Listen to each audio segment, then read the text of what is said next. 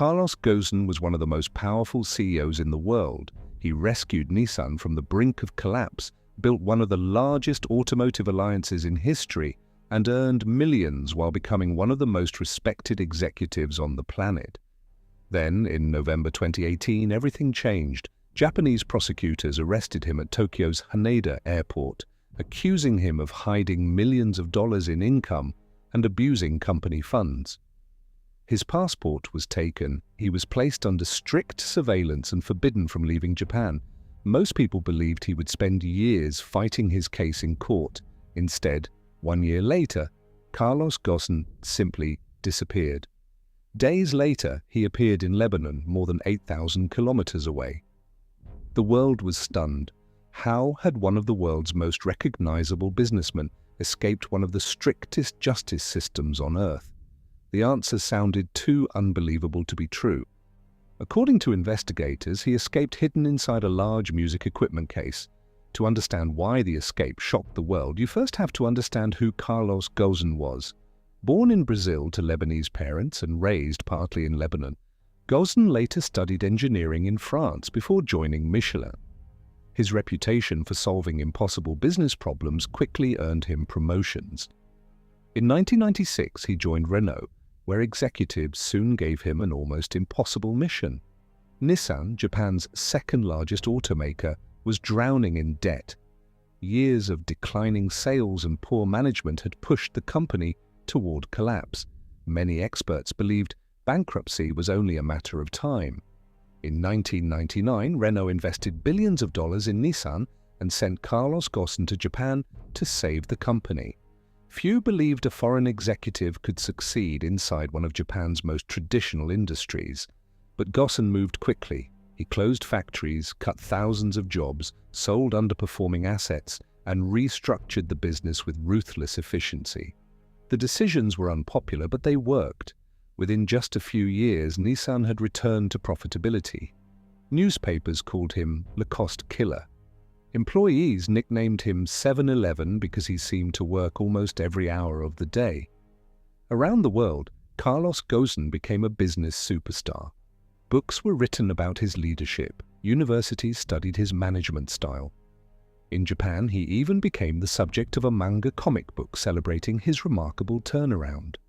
As Nissan recovered, Ghosn's influence grew even larger. He eventually became chairman of Nissan, CEO of Renault, and later chairman of Mitsubishi Motors after it joined the alliance. Together, Renault, Nissan, and Mitsubishi sold millions of vehicles every year, making their partnership one of the largest automotive groups in the world. Carlos Ghosn wasn't just running one company, he was controlling an international empire worth hundreds of billions of dollars. Few executives in modern history held so much influence across multiple global corporations. But immense power often attracts immense scrutiny. Behind the scenes, tensions were quietly growing. Some Nissan executives reportedly believed Ghosn had gained too much control over the company. Others feared Renault wanted even greater influence over Nissan despite Nissan selling more vehicles. The alliance that had once looked unbreakable was becoming increasingly fragile. Then came the event that would destroy Ghosn's career almost overnight. On November 19, 2018, Carlos Ghosn landed in Tokyo aboard his private jet, expecting another routine business trip. Instead, prosecutors were waiting for him. As soon as he stepped off the aircraft, he was arrested. News spread around the world within hours. Nissan immediately announced that internal investigations had uncovered serious financial misconduct. Prosecutors accused Ghosn of underreporting his compensation by tens of millions of dollars over several years. They also alleged he had transferred personal investment losses to Nissan and used company money for private purposes. Ghosn denied every allegation, insisting he was the victim of a conspiracy orchestrated by people inside Nissan who wanted to prevent closer integration with Renault. Whether he was guilty or not would become one of the most fiercely debated corporate scandals in modern history. The Japanese legal system proved far different from what many people outside the country expected. Ghosn spent weeks in detention while being questioned for hours each day. His lawyers repeatedly requested bail, but prosecutors argued he might destroy evidence or flee the country. For more than 100 days, he remained in custody before finally being released under one of the strictest bail agreements ever imposed on a corporate executive. He paid approximately 1 billion yen in bail, worth around $9 million US, but the money came with extraordinary conditions. He could not leave Japan. His movements were closely monitored. Surveillance cameras were installed outside his residence. His internet and phone communications faced restrictions, and any attempt to escape would violate the terms of his release. To many observers, it seemed impossible that one of the world's most recognizable businessmen could simply disappear. For months, Carlos Ghosn appeared to accept his situation. He attended meetings with his lawyers, met the conditions of his bail, and publicly insisted that he would prove his innocence in court. To the outside world, he looked like a man preparing for a long legal battle. Behind the scenes, however, prosecutors continued building their case, while Ghosn's legal team complained that the Japanese justice system was unfair. Conviction rates in Japan were extraordinarily high, and suspects could be questioned for long periods before trial. Ghosn later described the experience as psychological warfare. Whether people believed him or not, one thing was certain: he had no intention of spending years trapped in Japan. Somewhere during this period, an escape plan began to take shape. According to investigators, Ghosn received help from former U.S. Army Special Forces veteran Michael Taylor, a private security consultant known for carrying out complex international extraction operations. Taylor had spent years working in high-risk environments and understood how to move people discreetly across borders. Assisting him was his son Peter Taylor. Together, they allegedly designed an operation that sounded more like a Hollywood script than a real-world escape. The timing was carefully chosen. December 29, 2019. Japan was entering the New Year holiday, one of the quietest periods of the year. Many businesses were closing, government offices operated with reduced staff, and airports were far less crowded than usual. If there was ever a moment to disappear without attracting immediate attention, this was it. According to court documents and media investigations, Taylor and his associates entered Japan posing as tourists. They stayed at different hotels, avoided unnecessary attention, and communicated cautiously. Large black equipment cases were brought into the country, the kind commonly used by musicians to transport expensive sound systems and speakers. Nothing about them appeared unusual. Concert equipment travels through airports every day. Few people give it a second glance. On the afternoon of December 29th, Carlos Ghosn quietly left his Tokyo residence. Surveillance cameras recorded him walking away dressed casually and carrying very little. It would be the last confirmed sighting of him in Japan. From there, investigators believe he traveled by bullet train to Osaka, where he met the team preparing his escape. Inside a nearby hotel, the final stage of the operation began. According to prosecutors, Ghosn climbed inside one of the large black audio equipment cases. The case had small air holes drilled into it, allowing him to breathe while remaining completely hidden. Once sealed, it looked no different from countless other heavy equipment boxes handled by airports every day. The men transporting it behaved calmly, avoiding anything that might attract suspicion. They loaded the case into a private vehicle and drove toward Kansai International Airport. The choice of airport was no accident. Unlike commercial flights, private jets often follow different security procedures. Large luggage loaded onto private aircraft isn't always screened in exactly the same way as baggage carried on to passenger airlines, depending on local regulations and circumstances. Investigators alleged that the equipment case was never opened before being placed aboard the waiting private jet. Within a short time, the aircraft lifted off from Osaka and headed for Turkey. As the jet climbed into the night sky, Carlos Ghosn was no longer simply a defendant awaiting trial. He had become one of the world's most wanted fugitives. Yet Japanese authorities had no idea he was already gone. Hours passed before anyone realized something was terribly wrong. The aircraft landed first in Istanbul, Turkey. There, according to investigators, Ghosn was transferred to another private jet waiting on the tarmac. The stop lasted only a short time before the second aircraft departed for Beirut, Lebanon. Unlike Japan, Lebanon does not extradite its citizens, and Carlos Ghosn held Lebanese nationality. By the time Japanese officials discovered he was missing, he had already crossed multiple international borders and reached a country where returning him to face trial would be extraordinarily difficult. On December 31, 2019, Carlos Ghosn stood before cameras in Beirut, Lebanon. The world couldn't believe what it was seeing.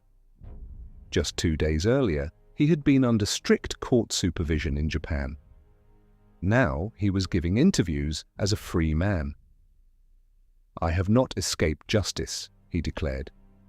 "I have escaped injustice." Those words instantly divided public opinion. Some saw him as a victim of an unfair legal system. Others saw him as a wealthy executive who had simply run away before facing trial. Japan's government reacted with outrage. Prosecutors launched an international investigation, demanding answers about how one of the country's highest-profile defendants had disappeared under their watch. Airport security footage, hotel records, train tickets, and phone data were examined minute by minute. It didn't take long before investigators pieced together the remarkable route Ghosn had taken from Tokyo to Osaka, from Osaka to Istanbul, and finally from Istanbul to Beirut. Attention quickly turned to the people accused of helping him escape. Turkish authorities arrested several individuals, including airline employees accused of facilitating the transfer between private jets in Istanbul. In the United States, prosecutors charged Michael Taylor and his son Peter Taylor with helping Ghosn flee Japan. Japan formally requested their extradition.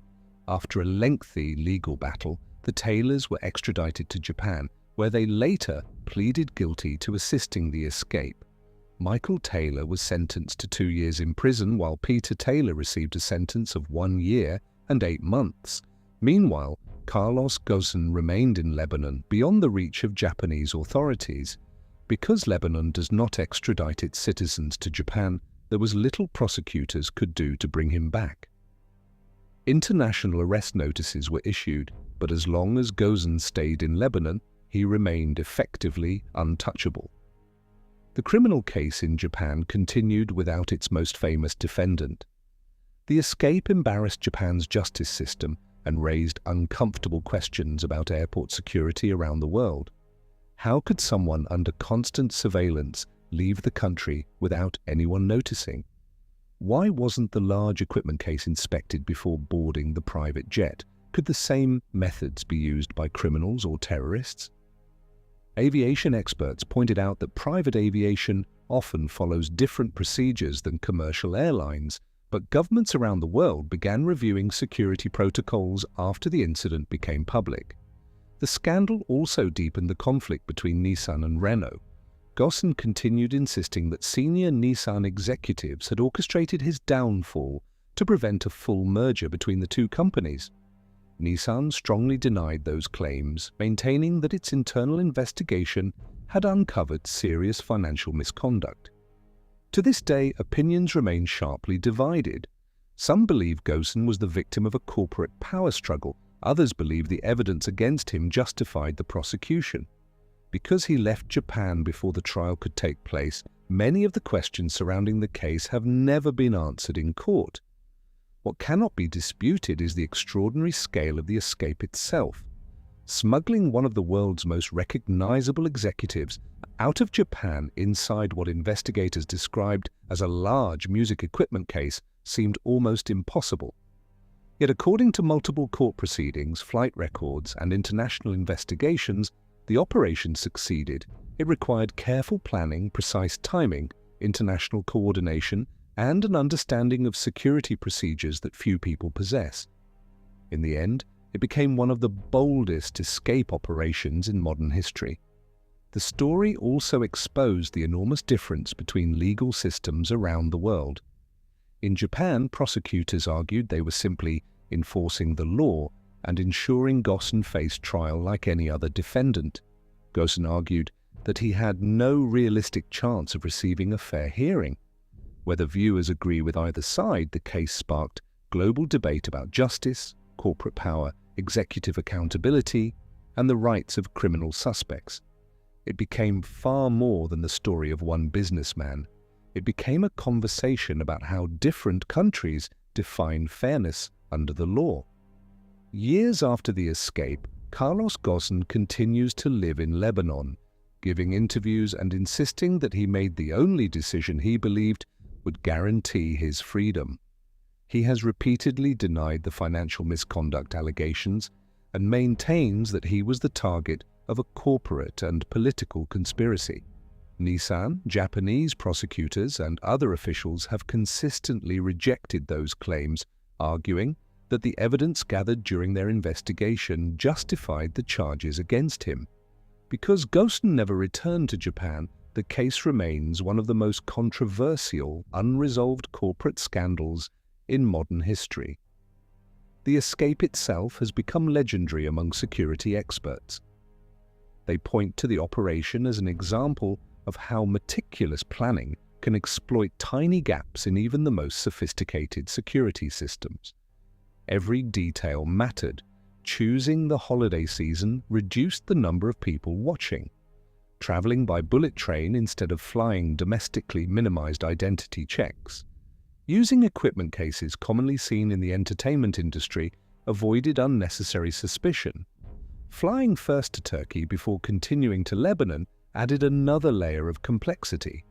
None of these decisions alone guaranteed success, but together they created a chain of events that allowed one of the world's most recognizable businessmen to vanish from a country that believed it was watching him every minute. The incident also forced private aviation companies and airport authorities to examine their procedures. While governments have never publicly disclosed every security change made after the escape, the case highlighted the importance of screening oversized luggage, improving coordination between airports, and strengthening oversight of private jet operations. Around the world, aviation professionals studied the case to understand how such an extraordinary escape had been possible. For Nissan, the scandal marked the end of an era.